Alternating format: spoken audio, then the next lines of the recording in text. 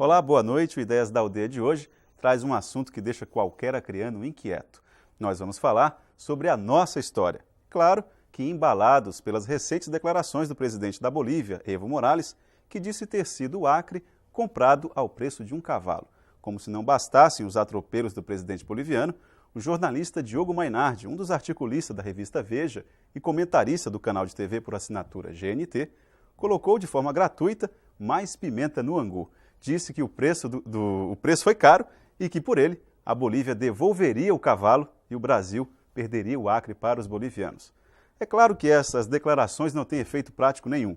Nós continuamos brasileiros e as relações diplomáticas entre os dois países, mesmo que um pouco arranhadas, vão tomando um rumo normal. Mas, para colocar uma definição histórica a respeito desse assunto, nós convidamos uma pessoa que é referência em história do Acre, o nosso eterno professor e presidente da Fundação de Cultura Garibaldi Brasil, Marcos Vinícius Neves. Marcos, boa noite, prazer tê-lo aqui novamente no Ideias da Aldeia. Boa noite, é sempre um prazer estar aqui e obrigado especialmente pelo eterno, né?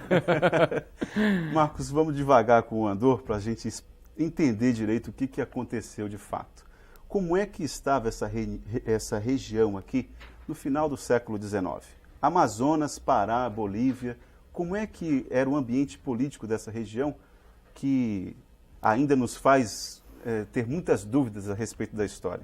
Na verdade, a gente deveria até tomar pé de algumas outras considerações primeiro, né? A primeira coisa é de que essa versão de que o Acre foi trocado por um cavalo, ela é a versão corrente que circula no interior da Bolívia, né? Eu tomei conhecimento dessa história através dos estudantes de odontologia, medicina, que vão cursar lá na Bolívia, e todas as vezes que dizem que são do Acre, eles se veem diante dessa história de que o Acre foi trocado por um cavalo.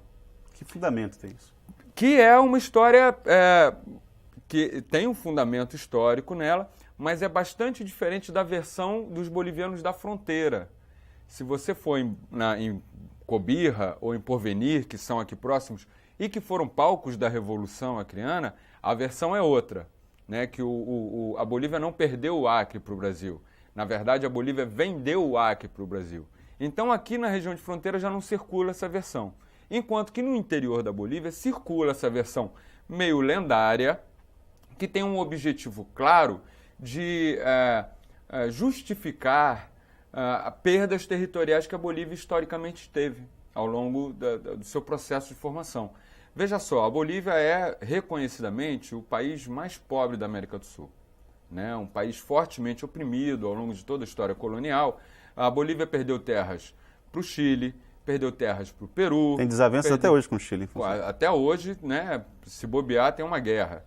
Perdeu terras para o Paraguai e perdeu terras para o Brasil. Então a Bolívia simplesmente perdeu terras para todos os seus vizinhos. Eles consideram isso, tem um capítulo da história deles, que é Las Perdidas Territoriais, né? É a história dessas perdas territoriais. E uma dessas perdas, né, é essa que se refere à história da troca por um cavalo branco. E a história em si é a seguinte: em 1867, o Brasil estava em guerra contra o Paraguai. Não só o Brasil, mas a Tríplice Aliança formada por Brasil, Uruguai e Argentina. Estavam os três países em guerra contra o Paraguai, e o Paraguai estava tentando atrair a Bolívia para ser sua aliada na guerra contra a Tríplice Aliança. Ao Brasil não interessava, evidentemente, que a Bolívia entrasse nessa guerra, né? Porque fortaleceria o inimigo, que no caso era o Paraguai. Então, diante disso, o Brasil aceitou sentar com a Bolívia para renegociar seus tratados de limites. Uma vez que o tratado de limite vigente até então era o Tratado de Madrid, de 1750, que tinha sido assinado entre a coroa espanhola e a coroa portuguesa, né? Não tinha nenhuma relação com a formação dos países, dos estados independentes daqui do Brasil, da Bolívia, da Argentina, que foram todos no princípiozinho do século XIX. Então agora era a hora, na cabeça dos bolivianos, da República da Bolívia sentar com a República do Brasil e eles renegociarem esse tratado de limites. Acontece que o presidente da Bolívia, nesse período, era o Mariano Melgarejo, que foi um governante sanguinário que tomou o poder à custa de muitas mortes e que é tido como um louco varrido. Se você for perguntar para os bolivianos, eles tratam muito mal a memória do Mariano Melgarejo. Eles tratam ele como louco, como um irresponsável, como um cara sem nenhum amor pela Bolívia. Então ele foi um governante que se tornou execrado por seu próprio povo ao longo da história. O Melgarejo era reconhecidamente apaixonado por cavalos. Ele tinha uma verdadeira paixão por cavalos de raça. E o cônsul brasileiro, a quem coube a negociação do tratado, sabendo dessa paixão que o Melgarejo tinha por cavalos, ele, antes de sentar para negociar o tratado... Cortejou com o cavalo. Cortejou o presidente com um casal de cavalos brancos de raça. Dizem que o Melgarejo ficou tão feliz, mas tão feliz, que na hora de negociar o tratado, ele falou, olha, essas terras aqui são desconhecidas, aparecia nos mapas, né, terras não descobertas, não mora ninguém lá ainda, é um território despovoado, que de fato era, depois a gente pode até conversar um pouco sobre o que era o Acre em 1867, né? Só tinham começado as primeiras expedições, os brasileiros não tinham nem começado a chegar ainda, né? Era só o Manuel Urbano da Encarnação, que era um diretor de índios. Então era um território indígena essa região. E aí ele falou, olha, esse território não mora ninguém, para que a gente vai brigar por isso? Toma aqui 2 dedos de terra para vocês, e marcou 2 dedos de terra no mapa. Então a linha que era reta, a linha do Tratado de Madrid de 1750, era reta, entre as nascentes do Javari e o Rio Madeira. Com essa gracinha do Melgarejo, a linha passou a ser oblíqua, que é a linha que a gente conheceu depois como linha Cunha Gomes. Ela viria a ser chamada linha Cunha Gomes 30 anos depois. Mas esse triângulo de terras entre a linha reta e a linha oblíqua foi anexado ao Amazonas, então, nesse período, por conta da assinatura do Tratado do Ayacucho. Então, não é verdade que o Acre foi trocado por um cavalo branco. Seria mais coerente dizer que uma parte do Amazonas foi trocado por um cavalo branco. Mas, a bem da história, né, a versão oficial foi que o cônsul não deu o cavalo previamente. Na verdade, o cônsul teria presenteado o Melgarejo com um casal de cavalos brancos e algumas medalhas, com que ele foi condecorado, após a assinatura do tratado. Mas no imaginário popular da Bolívia, ficou gravado para sempre a história de que essas terras, que depois viriam a constituir a questão do Acre, teriam sido dadas em troca de um cavalo branco. Entende? Então, foi a forma com que a população boliviana, com que a sociedade boliviana encontrou para, ridicularizando o presidente, um presidente reconhecidamente equivocado, salvaguardar a sua própria honra. Então foi ação fruto de um engano, fruto de um engodo. As terras do Acre, propriamente ditas, essas são... A questão do Acre foi muito posterior a isso. Foi 30 anos depois do Tratado de Ayacucho, aí dentro do processo da Revolução Acreana, enfim. A história que todo mundo conhece mais de perto. Em relação a essas declarações, por exemplo, do presidente boliviano, tu não consideras assim uma espécie de desrespeito ao próprio povo da Bolívia? Que uma vez que ele fala, que ele declarou oficialmente que eu não sei onde é o Acre, automaticamente a gente é levado a raciocinar de que ele não sabe onde é Cobija, por exemplo. Na verdade, o contexto em que ele falou que não sabia onde era o Acre foi uma escapatória para não ter que responder a declaração que ele tinha dado no dia anterior, que o Acre tinha sido trocado por um cavalo.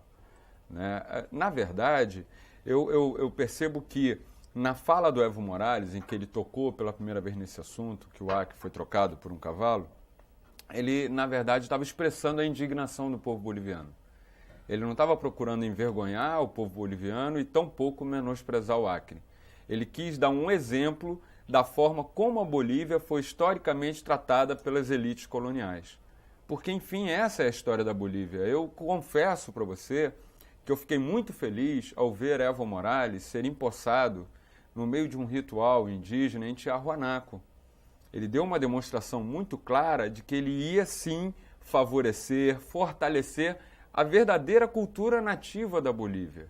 Alguma coisa te decepcionou depois Olha, disso? Eu acho apenas que ele escolheu um caminho errado para fazer isso. Eu acho que o princípio dele está certo. Qual o princípio? De exaltar a nação? Não, o princípio de valorizar a grande maioria indígena do país. A Bolívia é formada por 80% de uma população indígena. sendo que os 20% de origem espanhola são as pessoas que governam a Bolívia desde que ela se tornou um país independente. Então, a elite dirigente boliviana, ela é uma elite de origem espanhola. E o povo indígena foi oprimido durante todo o período colonial, durante todo o período imperial e também durante todo o período republicano. A Bolívia é muito pobre, tá? Quem vai à Bolívia, vai a La Paz, a Bolívia tem uma estrada asfaltada, na Bolívia inteira, que é a estrada entre La Paz e Santa Cruz de la Serra. A miséria na Bolívia é uma coisa de, sabe, de chocar as pessoas. Ô Marcos, mas se a história da Bolívia é uma história de excluídos, o Evo Morales não deveria baixar um pouquinho o tom, porque você exaltar ou tentar defender os interesses nacionais, a soberania nacional, isso é legítimo. Aliás, ele foi eleito para isso, né? Isso. Agora, a forma, invadir a Petrobras com um exército, talvez... Esse é o problema, né? Na verdade, o caminho escolhido para isso é que está equivocado. Porque, veja, se o Brasil decidir fechar as fronteiras com a Bolívia vai viver de quê? Né? Como é que chegam alimentos, como é que chegam os produtos para a Cobirra? Uma grande parte pelo Brasil, porque na época da chuva a Cobirra deve ficar isolada, não tem estrada asfaltada para chegar até lá. Né? A própria configuração da Bolívia em relação ao continente americano, para você ter uma ideia, se o Evo Morales tivesse feito com o Chile a mesma coisa que fez contra o Brasil, eu não tenho dúvida que os dois países já estavam em guerra. Então o Evo Morales talvez tenha escolhido o caminho errado, mas também não é bobo. Ele fez contra o Brasil porque sabia que tinha um governo simpático ao seu próprio governo, a essa iniciativa de valorização do povo boliviano oprimido, então ele pesou muito na mão. Porque, enfim, o pior risco não é de afetar as relações diplomáticas, não é de um isolamento político e econômico, apesar de todos esses riscos existirem de fato. Mas o pior risco de tudo, pelo menos acho que do ponto de vista dos que moram aqui no Acre, dos que moram numa região de fronteira, é colocar em conflito populações que até então viviam pacificamente. Entende? É uma coisa até contraditória, chama muita atenção, como é que a Bolívia, tendo perdido o Acre durante um processo de revolução, onde aconteceu uma guerra não só entre o exército brasileiro e o exército boliviano, mas entre a população brasileira e a população boliviana, é surpreendente como essa fronteira é pacífica. Nos últimos 100 anos, depois da Revolução Acreana, a gente não tem notícias de conflitos entre brasileiros e bolivianos. Pelo contrário, existem milhares de brasileiros morando na Bolívia, milhares de bolivianos migraram para o Brasil. Então a gente tem uma fronteira surpreendentemente pacífica diante desse contexto todo. E é isso que se coloca em risco com uma situação como essa. Né? A gente tem, historicamente, piadas que são contadas por bolivianos em relação aos brasileiros, piadas que os brasileiros contam em relação aos bolivianos. Lá em Brasileia tem aquela bendita estátua do índio soltando uma flecha incendiária permanentemente apontada para Brasileia. O povo de Brasileia fica bravo com aquela flecha porque foi o índio que provocou a derrota brasileira durante a Revolução Acreana, o índio Ixiameno, Bruno Ráqua. Aí o pessoal de Brasileia fica pedindo para eles apontarem a flecha para o outro lado e eles não mudam a estátua de lugar. Mas coisas que fazem parte do folclore da fronteira, mas efetivamente as relações são muito boas, nós somos bons vizinhos. Marcos, só para concluir esse nosso primeiro bloco, esse episódio envolvendo a Petrobras, Bolívia e Brasil, de certa forma não arranha essa imagem de que os governos de esquerdas que se constituíram na América do Sul recentemente, a diplomacia não veio assim para dizer, olha, o que existe mesmo é interesses comerciais e pouco mais além disso?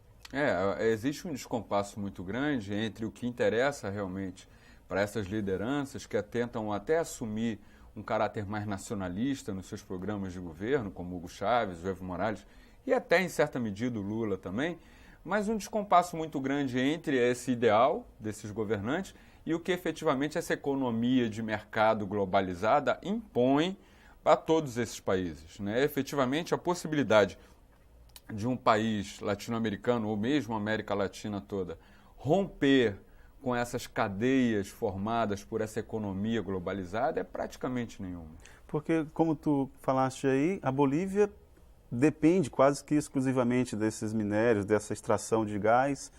E o Brasil também precisa desse gás. Não que nós tenhamos que ir à falência em função disso, mas causaria um bom problema se a Bolívia não fornecesse mais o gás, não é isso? Não, o sul do país, especialmente, é Pará, São Paulo, Paraná, porque o Rio de Janeiro está abastecido pelo gás da Bacia de Campos. Mas São Paulo depende em 90% desse gás que vem da Bolívia. Então, para o Brasil seria um prejuízo muito grande, como seria para a Bolívia também, porque me parece que 1/5 de toda a riqueza gerada na Bolívia vem desse gás que é vendido para o Brasil. Mas você vê como é que essa geopolítica internacional hoje está curiosa. Tá? Anteontem, o presidente Bush proibiu a venda de armas para a Venezuela, mas não deixa de comprar o petróleo da Venezuela. Né? 1/5 de todo o petróleo consumido nos Estados Unidos vem da Venezuela. Então você vê... E a preços baratos em relação a outros mercados. Né? A Venezuela fica falando do gás brasileiro com a Bolívia, mas... também faz a sua proteção de mercado em relação aos Estados Unidos. Então você veja, é um descompasso muito grande entre o que se discute do ponto de vista ideológico, entre o que se estabelece nas relações políticas, mas o que de fato rege todas essas relações, que a economia acaba ficando salvaguardada de todo o processo, toda a confusão. Marcos, nós vamos continuar esse bom bate-papo no próximo bloco. O Ideias da Aldeia faz um breve intervalo.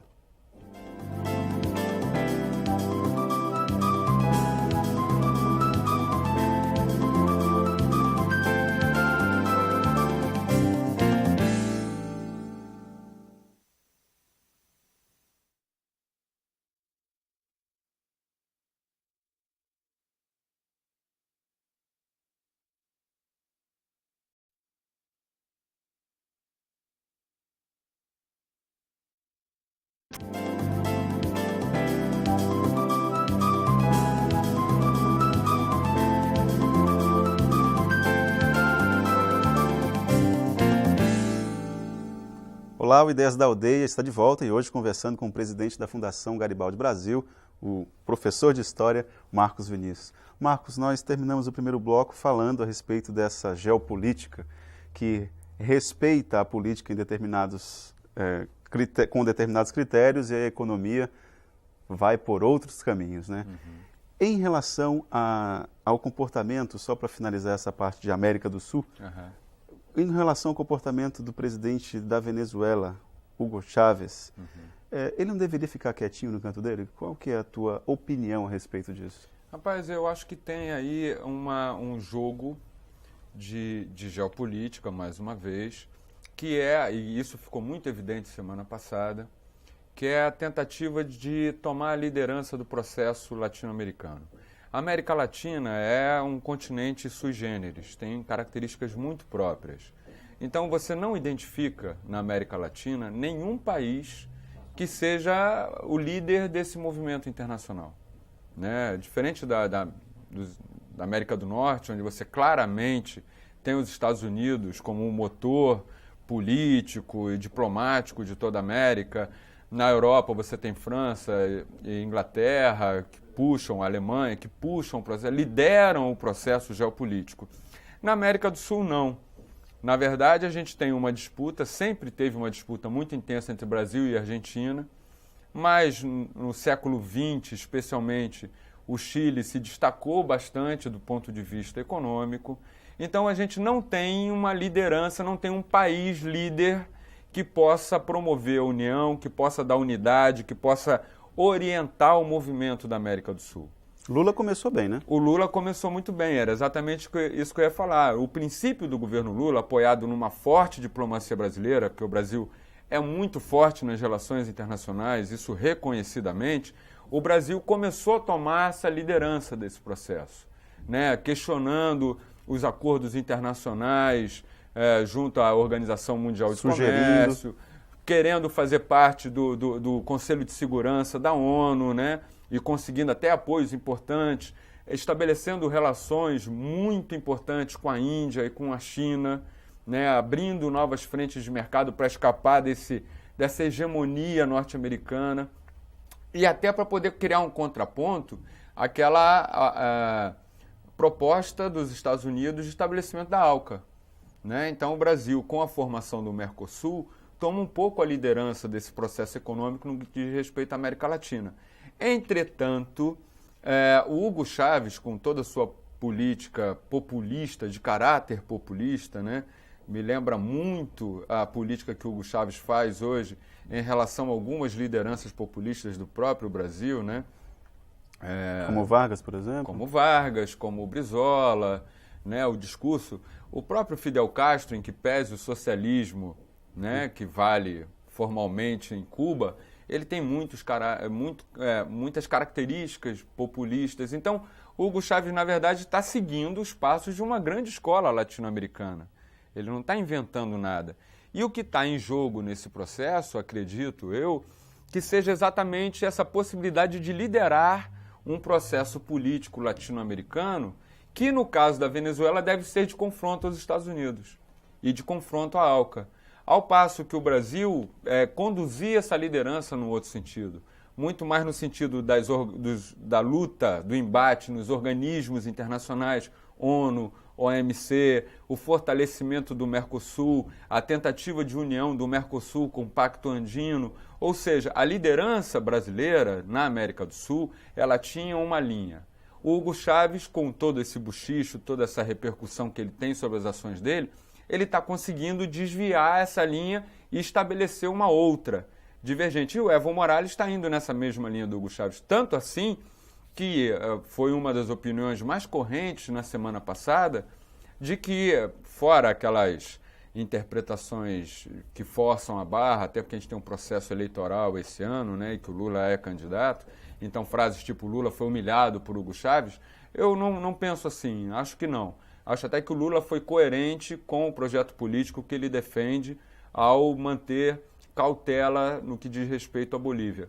Porém, com todo esse embate que se deu, essa semana já começa a se comentar que o Hugo Chávez está efetivamente conseguindo tomar a liderança do processo político latino-americano frente aos organismos internacionais. Mas é um viés, esse viés populista, de frases de efeito e de comportamentos assim um pouco nervosos, com invasões de empresas pelo exército e tudo, isso dá um ambiente assim de uma democracia um pouco frágil nesse continente, né? Nós temos, por exemplo, o comportamento do presidente Evo Morales pode afastar investimentos que o país dele precisa. E o comportamento do Hugo Chávez nesse momento, dessa forma, é perigoso para o continente. A minha preocupação, se é que isso tem algum efeito, que de fato não tem, mas há uma preocupação em que a democracia no continente seja fortalecida, já que a ideia é quebrar fronteiras e não esticar muros, mas já que a ideia é fortalecer a democracia no continente, esse ambiente populista me parece ser um caminho errado, né? Um caminho errado, como já foi um caminho errado em décadas anteriores do século XX, né? A gente viu o que aconteceu na América Latina nos anos 60, né, quando o endurecimento de toda a América levou a ditaduras militares em todos esses países. Ô Marcos, e só te interrompendo, tu falaste em relação à questão do Chile. Uma questão polêmica.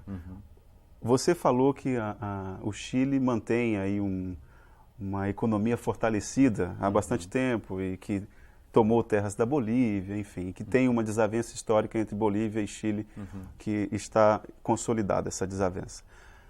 Esse fortalecimento da economia chilena, ele não se deve efetivamente à economia na época de Pinochet? A gente critica muito os processos como Pinochet consolidava a economia chilena, mas a abertura para os mercados, o fortalecimento da economia do Chile não se deve muito aos coturnos do general? Na história não tem o si, né, a figura do si. E se Allende não tivesse sido assassinado e o Pinochet não tivesse tomado o poder, né, será que o Chile não teria seguido o mesmo caminho de desenvolvimento econômico que teve sob o governo Pinochet?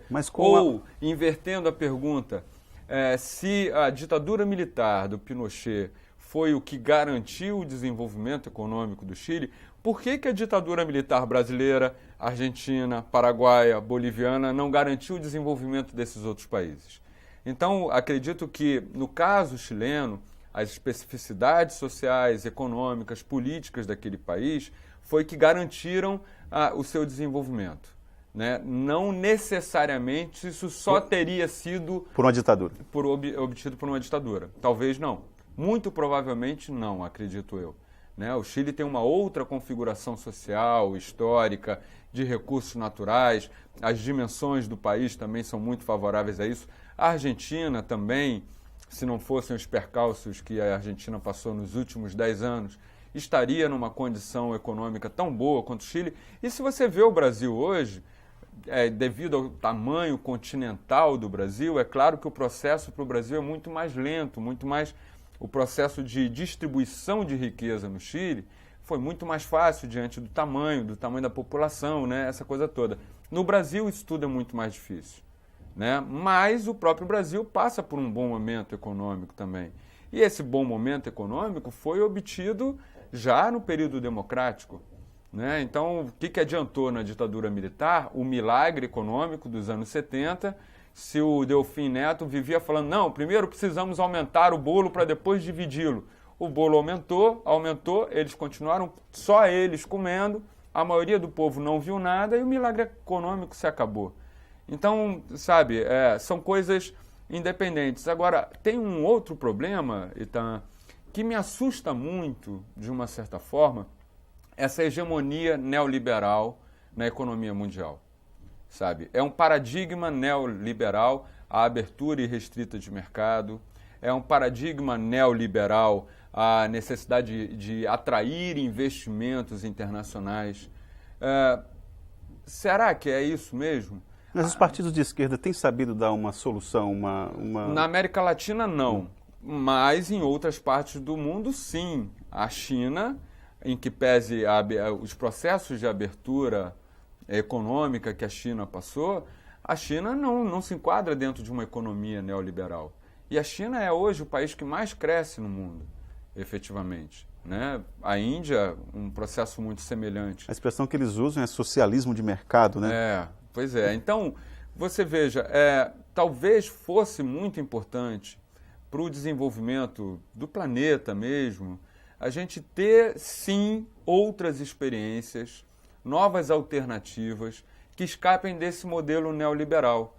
Eu tenho dúvida até que ponto esse modelo neoliberal, em que pese a atual estabilidade que a gente vive, as taxas de crescimento ainda que moderadas, mas são taxas de crescimento, eu tenho dúvida até que ponto esse modelo neoliberal aplicado ao Brasil, que tem sido bem sucedido na última década, se ele efetivamente vai conseguir dar conta daquilo que é mais importante talvez para a população brasileira, que não necessariamente é pura e simplesmente o crescimento econômico, mas o crescimento econômico com divisão de riquezas. Sem essa distribuição de riquezas, sem você diminuir a distância entre os mais ricos e os mais pobres, um país não vai ser desenvolvido.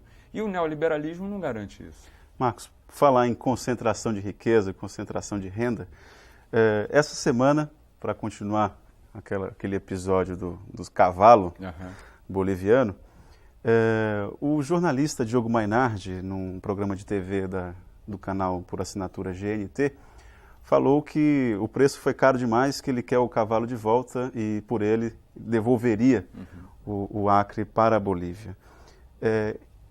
Esse episódio, contado por um jornalista com renome nacional, né, escreve nos maiores meios de comunicação do país, o que é que ele demonstra? Que o eixo sul-sudeste não sabe nada da história da Amazônia e do Acre? O que a gente pode tirar de ensinamento desse episódio? Numa palavra, preconceito. Para resumir tudo a uma palavra só. O que está por trás da fala do Diogo Mainardi, na verdade, é uma grande e longa tradição brasileira de preconceito contra a região amazônica, contra a região norte e nordeste também. O senador Jefferson Pérez do Amazonas também não foi preconceituoso essa semana? Foi. Na semana passada o senador Jefferson Pérez fez uma referência à ameaça que essa ação do Evo Morales podia significar em relação ao Acre. Houve até uma pequena indignação, mas não houve uma fala pejorativa ou que diminuísse o papel do Acre, mas refletindo um temor, né? Alguns se indignaram, mas seria necessário responder que o Acre se conquistou, né? E não permitiria que nada disso voltasse a acontecer. Diferente da fala do Diogo Mainardi, que foi uma fala preconceituosa de uma pessoa que não conhece o Acre, pelo que eu pude perceber, sequer deve conhecer a Amazônia brasileira, e irrefletidamente ele nada mais deu voz a uma forma de concepção, de compreensão da região amazônica por parte do Brasil. O Brasil, o Milton Nascimento já dizia isso nos anos 80. O Brasil vive de frente para o mar, para as suas costas, e de costas para o Brasil. Né? Seria muito necessário que o Brasil virasse de costas para o oceano, que são as nossas costas, né? E de frente para o interior do Brasil, porque o verdadeiro Brasil está no interior, não está na Europa nem nos Estados Unidos. Né? Os nossos paradigmas são o primeiro mundo, quando a nossa primeira preocupação deveria ser a população que mora no interior do Brasil, porque é essa população que efetivamente produz a riqueza desse país. E a liberdade de expressão, Marcos? Ele não tem o direito de expressar aquilo que ele pensa? Ele tem o direito de expressar aquilo que ele pensa, mas o direito dele acaba onde começa o direito do outro. Ele tem o dever de respeitar a verdade do outro. Né? Ele pode falar o que ele quiser em relação a ele próprio, mas ele não tem o direito de falar sobre mim o que ele quiser, porque efetivamente o que ele disser sobre mim ele vai ter que provar. Né? Então, se fosse uma questão judicial, uma questão pessoal, ele fez uma acusação grave ao Acre. Ele fez a acusação de que o Acre não vale um cavalo, não vale sequer um pangaré.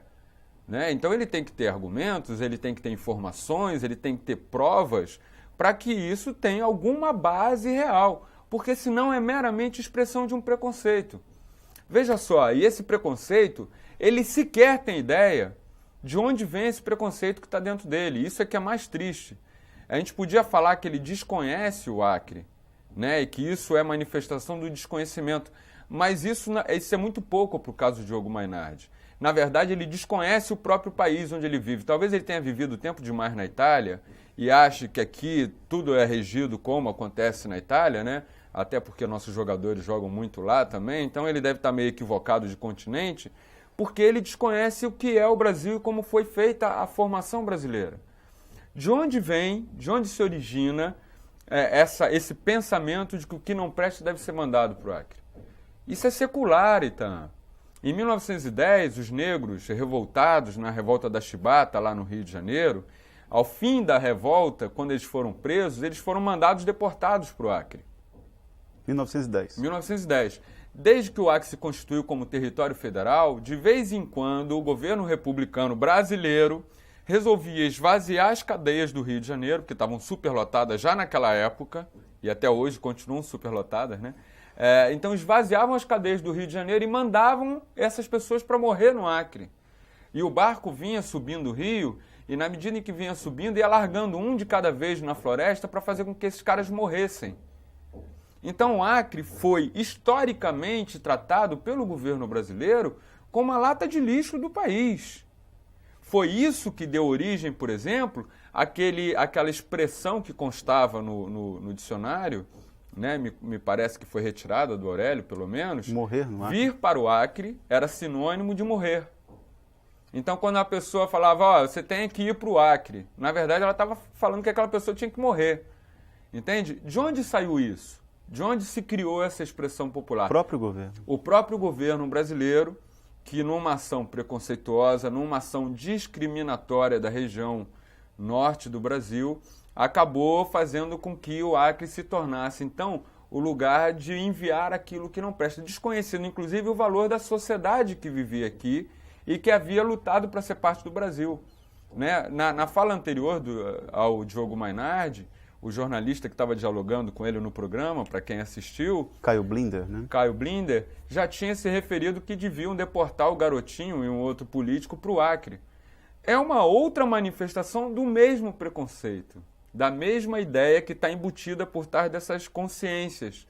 O problema é que eles estão manifestando, estão exteriorizando estereótipos, preconceitos e atitudes discriminatórias das quais eles não sabem nem o fundamento. Então, na verdade, eles são meramente hipócritas, preconceituosos, porque não sabem nem do que estão falando.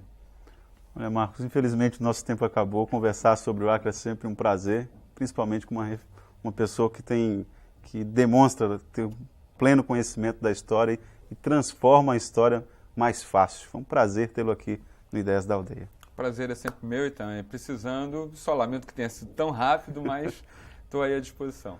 Mais uma vez, obrigado. Bom, depois dessa análise a respeito da nossa própria história, o Ideias da Aldeia se despede, contando com a sua atenção e a sua audiência no nosso próximo encontro. Obrigado e até lá.